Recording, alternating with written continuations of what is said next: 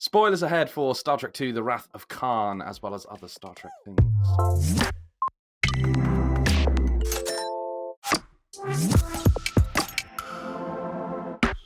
Hey everybody, welcome to another episode of Screenwriters Rewatch, a series where we venture into IMDb's top 250 film list, pull out some classics, look at them to see whether or not they fit, whether they deserve their place in film history, and more importantly, in the script department vaults located in the library computer of all good Federation starships. So that's where you'll find that. But before we go any further, don't forget to like, share, and subscribe. Check out our previous episodes on Spotify, Apple Music. You can pop over to our website, scriptdepartment.net, to see what our global network of screenwriters have been up to, because they do all sorts of stuff. It's all going on over there. It's so much fun. In it, Brad. It's great. It is lots of fun. You guys should check that out. We do this. It's cool. It's cool. Also, if you wanted to buy us a coffee, you can buy us a coffee now. That's really cool. We'll make sure that we pop the link in the description of this video. So yeah, if you fancy buying us a coffee, then you feel free. Today, however, I'm joined by Brad once again as we head on our training voyage that may or may not go terribly wrong and cost 2 movies to fix and just a little touch of time travel to kind of fix out there. As Screenwriters rewatch Star Trek II: The Wrath of Khan. This is written by Harve Bennett and Jack B. Sowards. Now, Brad, I have a confession to make up top here. Okay, I'm bearing my soul to you here. And it's a confession and an apology. I'm going to say it quietly so they don't hear. But Star Trek II: The Wrath of Khan is not in the top 250 IMDb film list. What? No, that's a mistake. That's a mistake. That is definitely a mistake. Brad, it's not in the top 500. What? Brad, it's not in the top 1,000. I'm in there now. Like, I don't believe this. Brad, it's not in the top 2,000. What? I don't understand. I can't remember the exact positioning of said film, but I was pretty heartbroken when I found out. But honestly, I mean, I just wanted to talk about it. It's a great film. God, it is barely in. Well, it's in the there's a popularity rating, but I mean it puts it just above 3,000. But that's to do with a lot of clicks and algorithms, right? Yeah. That isn't necessarily.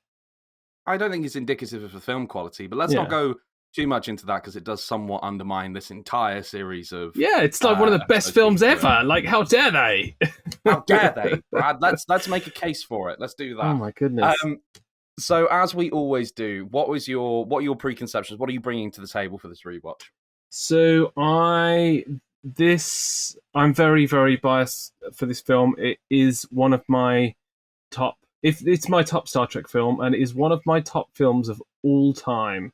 Like the writing, the score, like the performances, like everything is just mind blowing. Like, it is a wonderful, wonderful film, and what they did with how they approached the Federation and how it sort of became quasi-militarized. Just, it works so well because they are flying around having space battles, and this space battle is one of the best space battles of all space battles. Like, it is such a good film. I don't know if I can praise it anymore without like ruining this this review, which we're supposed to be, I guess, unbiased about, but it is just spectacular. I mean, even like Ricardo Montalban, like he is the level of Kirk in this film. Like, he almost upstages William Shatner with his grandeur and his acting skills. Like, there is something very, very wonderful about it, and it gave us so much. It gave us the Kobayashi Maru. It gave us, the needs of the many. It gave us so many things, and yeah, it's a big film, and I really do love this film. I don't know if I mentioned that. I like this film. Did you like this one? I do. I like this film. Yeah. It's good to know going in that you like this film.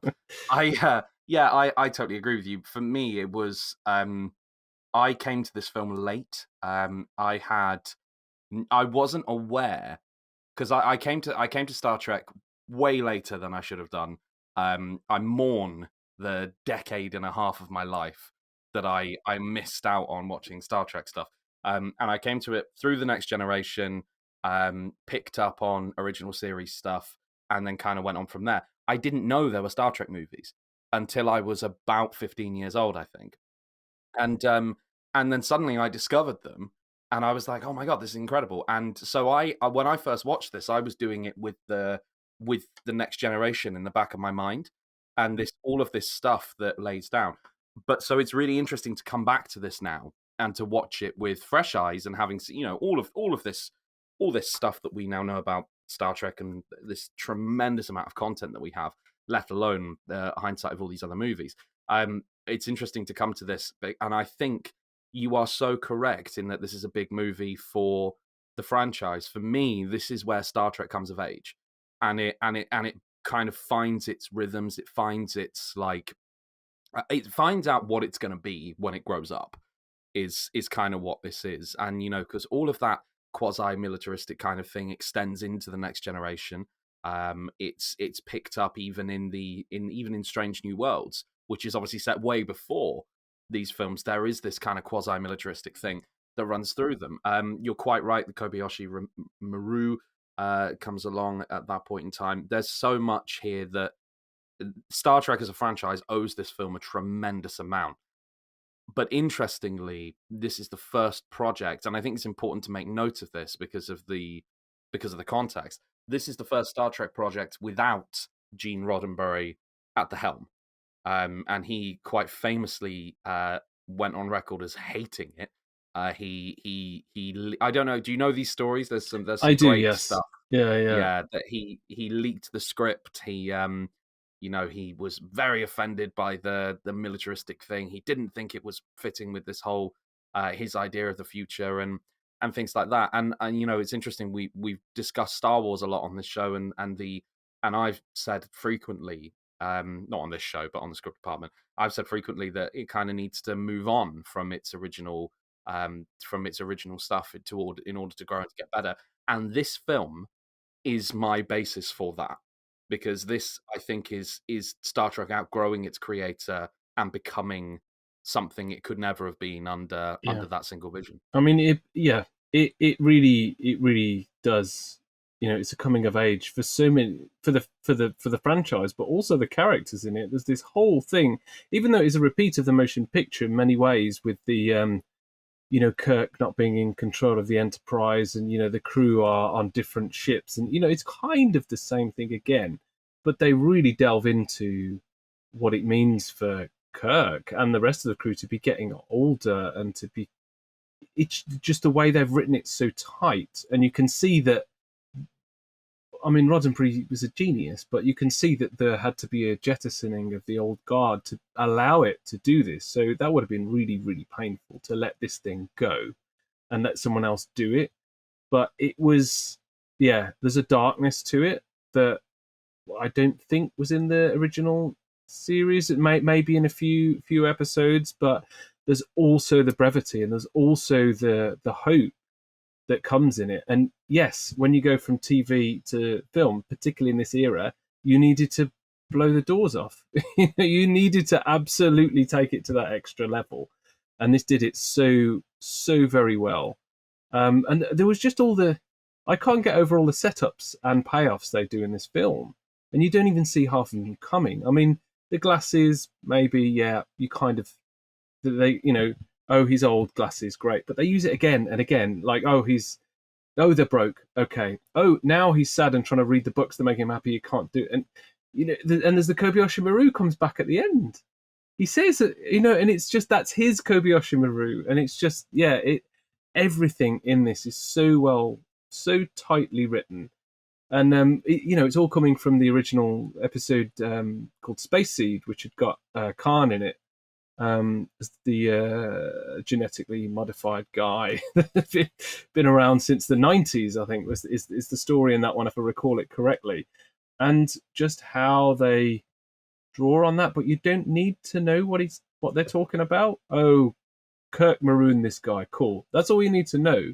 But if you've seen that episode and you've got Chekhov going, oh, Botany Bay, Botany Bay, and it's like, oh my god! It's so you can see you can see it in a whole different way. I didn't see Space Seed before I saw this film, so then when I went and watched Space Seed and then watched this film, it had a whole different meaning. I was like, oh my god! Like I get it, I get what's happening here, but everything was so tight and well written. It was yeah. I've said I like this totally film. agree. I like this film. You may have come up once or twice. I watched this as a double feature. I watched this. I watched Space Seed first, and then went straight into the Wrath of Khan afterwards. And my God, it takes on some dimension. Like you really feel it because especially because when I first watched this, having not because I hadn't seen Space Seed initially either when I first saw it. As I say, I came to it all late, and I like had no idea. You know, Khan refers to his wife, but you don't. There's no idea. And then suddenly you realize that his wife was a member of Kirk's crew, and it takes on this whole extra weight that Kirk has not only marooned these kind of bad guys, he marooned a member of his crew who died subsequently. And it just, I think that one element of this that isn't brought up specifically in the film, because why would you? There's not really any need. But like that one element of this just for me was so apparent throughout. Every time they, you killed my wife, Kirk. Oh yeah, no, we've got a face for that now. He's like, oh, sorry. yeah, my bad. I remember her. Yes, it was in a very questionable era, and she did some very questionable things, and we probably shouldn't talk about that too much. But it's very interesting though. You mentioned how tight this is written because this came into being. I did a little bit of reading around this one. To try and get because we like the fun facts sometimes. The fun facts are good for these things, and this came into being from about 3 or 4 different writers' screenplays, and they cherry picked the best of them, and so they took Khan, they took Kirk's son, they took Genesis. I think they took the Kobayashi Marie from like several different, totally radically different ideas. And they kind of stitched all these things together in this fresh draft, and we got what we got. And I think that you cannot have a better example of how important planning is than that one thing, because you have all of these ideas that have come together to generate this incredible motion picture, which is so tight. We'll get into the kind of the mechanics of some of these sequences at the moment. I have no doubt, but it's incredible as a lesson for writers to take from this: set up, pay off, collaborate, get other people to read your stuff, because that's what happened here, and it's very in line with Federation ideals as well, which I quite like. I mean, it really is a good example of that sort of moving feast of this collaborative process. So I don't know if the 4 or 5 sources were pleased about being mined for this script, but apparently the script came together in 11 weeks. Once they'd got the structure, he bashed it out in 11 weeks. I don't know which writer was the speed demon on this, but it was 11 weeks. And then you mentioned about the leaking of the script. So again, this is unconfirmed. I've put this together. So there was a leak about Spock dying in a couple of magazines who'd read this script, and they said, yeah, he's going to die in Star Trek 2. And it never really went any further than that because there wasn't the internet. There wasn't, you can't get these rumor mills going like they used to be. It was like a base level rumor. But there's a double fake in this film for Spock's death. And I think they put that in after the leak because he dies on the Maru at the start because it's a pantomime, right? And he dies. So anyone who saw that would have gone, yeah, okay, it was a fake death. And then when they get to the end, that is again that payoff of setting they've set up a double fake in such a way it was in our actual lives on like the radio and things like that. And it was, it's just a wonderful. I thought that they are. Everything here is such an amalgamation of many, many writers' works, and you can see it coming together. You can see the many ideas of many sort of minds here. I love that idea. I hope that that's exactly what happened because they they caught Gene. It's such a great story. They caught him out because they put deliberate typos, specific typos in everyone's script. And so once they got hold of the script that had been leaked, they found out, they traced it back to Gene. It was Gene. Damn you, Gene! Gene! So great. So let's get into the thing itself. So there's a particular sequence in here, which we alluded to. This is kind of a second part to our previous Strange New Worlds conversation. I think it was Memento Mori. I can't remember the exact name of that episode now, but and we mentioned that particular episode of Strange New Worlds, which is episode 4, owes a lot to the Wrath of Khan. And you have this, and rewatching this now and kind of looking back on it, it's just so apparent how much is drawn from this and how clever and how well this is produced. And I'm referring, of course, to the ship battle, that initial battle of the ships where Khan is coming up in the Reliant, the Reliant. Yeah. The Reliant. It is the Reliant. Yeah. Which they're outgunned and they're slower. It's like, well, I thought the Enterprise was the flagship. Yeah, confusing, very confusing. But then, when he's creeping up on them, and they do such a clever thing because the audience, it's that brilliant use of dramatic irony that is done so well here, because the audience know that Khan is there. They know he's gunning for Kirk. You've got all of this information, and there is Kirk going, "Oh, this is damn peculiar." And he's given every opportunity. Saavik says to him, "You need to put your shields up." Spock turns around and like, No, sit down, cadet." And all of this stuff happening all around, and people die because of it, and people die because of Kirk's hubris. And that whole thing is so tense, and it works so well because the audience know what's about to happen, but the characters don't. Dramatic irony, budding screenwriters is your friend. It's so great for building tension. And the submarine, we, again, to refer back to that conversation we had before, if you haven't seen it, go check it out. To refer back to that conversation, we were talking about the submarine warfare, the kind of the Enterprise. Yeah, I mean, they're silent running. They are in silent running to get to, it's like a Cold War. It is like submarine battle. It is brilliant. It is so good, and the score, James Horner score, like I can just hear that anywhere, and that the hair will stand up on the back of my neck. I don't even have to see the visuals, and I think it's this. They did almost scores for each ship, and the Reliance score is terrifying. It's so Balakus, and it's just, I think it's one of the best scores he ever did. Like, it's so good. It's so good, and I can just see it every time I hear the music. I'm like, creeping up on each other in the nebula.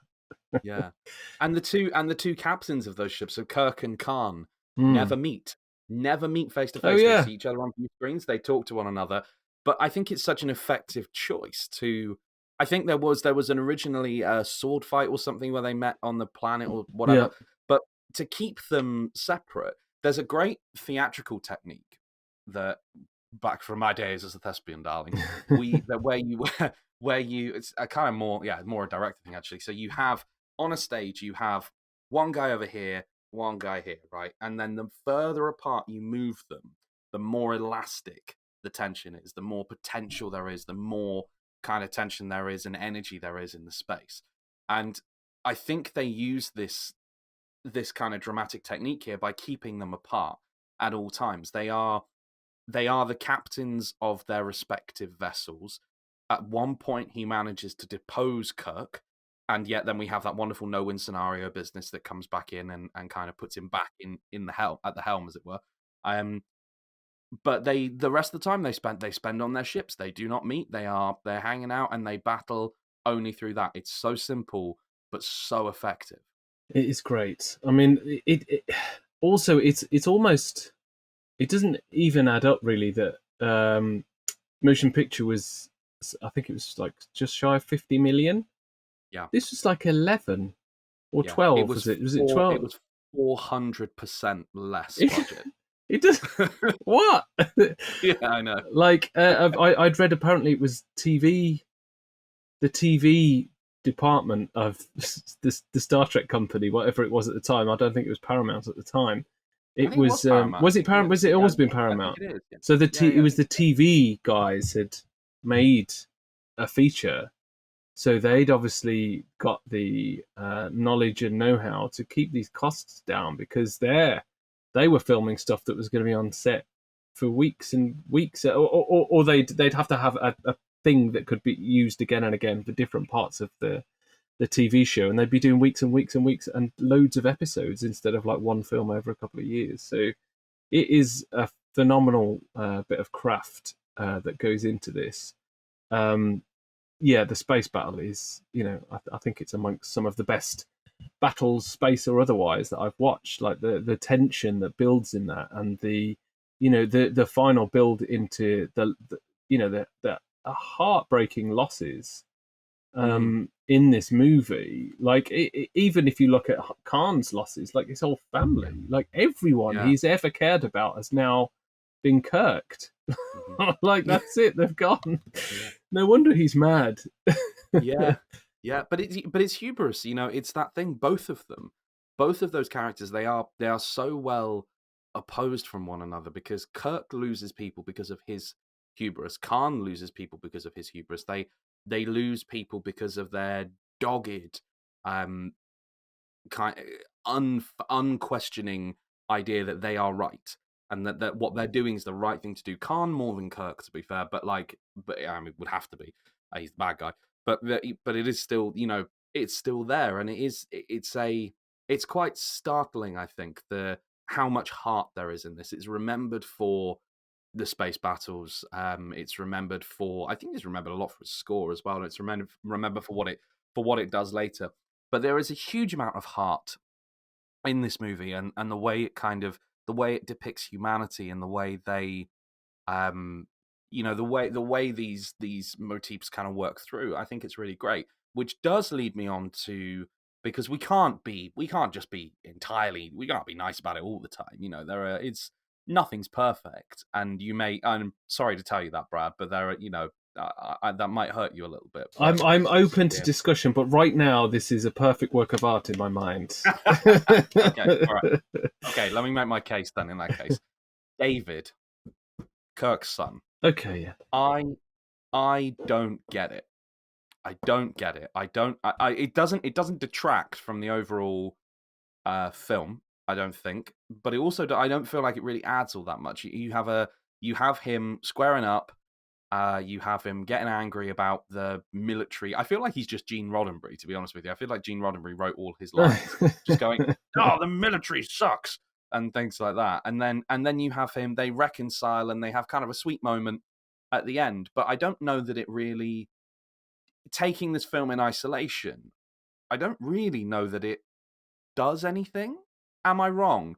Tell me I'm wrong. I don't know. I would. There's so much setup for Star Trek 3 that wasn't signed off, but they were hoping with the Genesis wave, and Spock's soft landing in the torpedo, and there's so much pointing towards the third film that I expect they would have written him in to be more. He wasn't that present in this film, and neither was Carol. They were there, and they had more of a walk-in role, or more of a role of like an extra, because they had so much meaning for Kirk. But I think he was put in there to kill in Star Trek 3. I think that there is the moment at the end is lovely, like really. The dialogue isn't necessarily, it's a slightly clunky, I think, but we are seeing his first loss. He's never in the dialogue. He says, "I've never experienced death in this way, like my own." He's lost for the first time, and his son tells him he's proud, and they hug. And I've never seen Kirk hug anyone like that. Like he really goes into it, and it's like, oh wow, that guy is vulnerable right now. And there's something really lovely about it's his family. I don't think David knew up until the end, did he, that he was his dad? Am I remembering that right? I don't He was know. very. I'm a little confused on that point because I didn't think that either of them knew. I thought they found out during the film, but then it turns out that Kirk does know, and he Mm, deliberately stayed away. yeah. And then David never says, "I found out," but he also never says that he knows. So it's a little muddy there. I'm Mm, not quite sure. Not quite sure. But yeah. sorry, go I ahead. mean, yes. He's David in this film is a mechanic Mm. for Kirk's emotion and to have this big thing happen in number 3, which I've already spoiled, so we can talk about him dying in Star Trek 3. Yeah. Sorry if you haven't seen it, but why are you watching this if you haven't seen it? Yeah. Watch the rest of them, silly. But come Yeah, back. so he's yeah, he is a mechanic, and you're right. The edges of that do show a little bit, because he isn't as fleshed out as some of the other characters. But Yeah. yeah, I never felt warm to him. I think that's the No. best way to say it. And in Star Trek 3 The Search for Spock, I think it's important to, whenever we're talking about these films, I think it's important to name them as they are named. So, Mm. Star Trek 3 The Search for Spock, in the same way that, Superman 4 The Quest for Peace, it's important to use their full title. Sorry, Uh, sorry, I couldn't help it. I agree. I understand. But maybe we should do that on a Great Hollywood Rewrite sometime. Oh, maybe, yeah. I do. Do you want to rewrite that, Marcus? No, you can do that one on your own. I'm just here to give you the idea. But yeah, in Star Trek 3, The Search for Spock, I never quite, I remember his death, and I remember kind of going, okay, that's it's a shame. Sad to see that him go, but I think that does come down to this. But it says a lot about the quality of this film that my biggest problem with it is actually a mechanic for the next one. So I will. You've taught me round. Look, I know what your answer to this is, Brad, and I'm gonna ask you anyway. Does this go into the script department, library, computer aboard all good Federation starships? I would go into the chamber and take the top off the radioactive core just to get it in there. Like, it has to go. It has to go in, even though it's 2,000, nearly 3,000 down on IMDb, which I don't understand. It is a cracking film, and The Loss of Spark is. Even as a kid, I felt the heartbreak, and now watching it as an adult, I can't help cry. Like it, I think, and I'm not a big crier. Like, I think a film that makes me cry has such an emotional weight for me that I just can't hold it in. It just comes out, and for me, that's like, it's a good film. Okay, good film, good film. Like, this is a great film. Yeah, tears. It went well. It's going in the vault. That's all good. Yeah, I totally agree. It has to for me. It's if for no other reason for, I mean, aside from the fact that it is a great film, and in the face of IMDb, you idiots, the in the face of it, it does. It's just sets up so much. There's some great moments in it. There's some moments of real triumphant filmmaking that occur within this movie, and I think it has to. We've got to save it. So I will upload to the library vaults as we speak.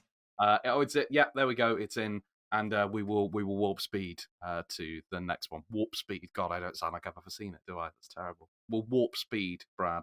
Warp speed, perfect. Let's do it. Yeah. All right. Good. Thank you, Brad. Great chatting to you about this today, and thank you for joining us. Next time, we're going to be talking about Deer Hunter. Ooh, Deer Hunter.